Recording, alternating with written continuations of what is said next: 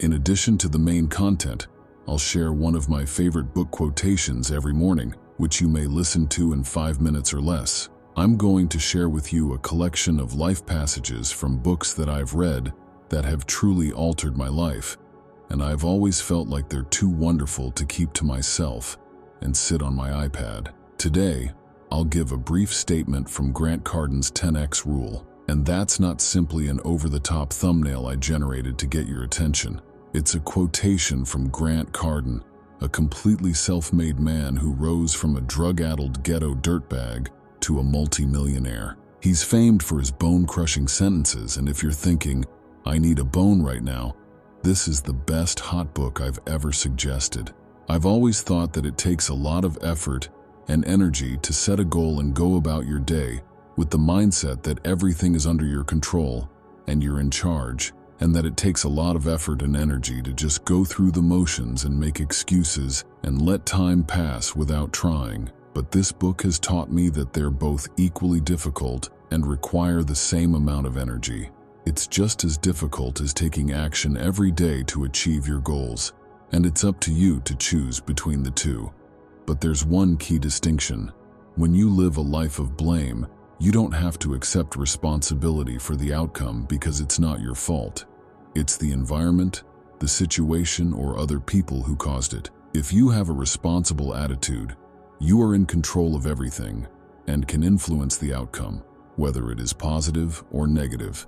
And if it's the latter, you'll strive to work through it and overcome it, since it's your obligation, even if the consequence is awful.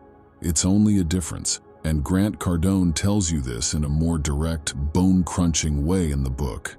And it's something that stayed with me for a long time after I finished the book, that if you want to get where you want to go in life, you must believe that everything that happens to you, good or bad, is your fault. I control everything that occurs to me, even the ones that appear to be beyond my control. What he means by control is a healthy feeling of accepting a high level of responsibility and a method of devising successful answers. He presents an example that really stayed with me. Let's imagine the electricity goes out in my area, and instead of blaming the authorities, I investigate to see if there is anything I can do about it. Then I intervene to mitigate the negative consequences of what happened and what will happen next. Nothing is ever urgent. It might be due to too many people consuming electricity at the same time, a heat wave, an earthquake, or someone striking a transformer. I paid my payments on time, but now I don't have power. I can't heat my house, boil water, or use my fridge or computer, but blaming someone else will not improve the issue. Only by accepting full responsibility for the issue will we be able to find a practical solution. This issue did not just occur when the electricity went off. It happened because I did not have a backup generator. It is neither a disaster nor a horrible event. It is the effect of transferring responsibility to someone else. Stop being a jerk and acquire a backup generator.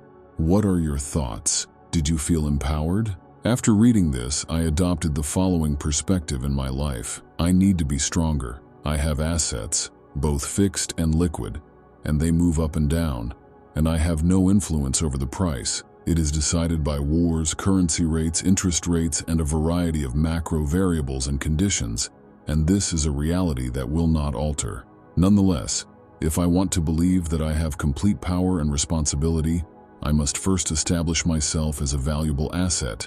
I said to myself, I need to be the best asset, and then I'll be able to make better decisions when it comes to investing, because if you're the best asset, then everything else becomes secondary. I didn't want to be dominated by the outside world, nor did I want to blame myself for my terrible luck.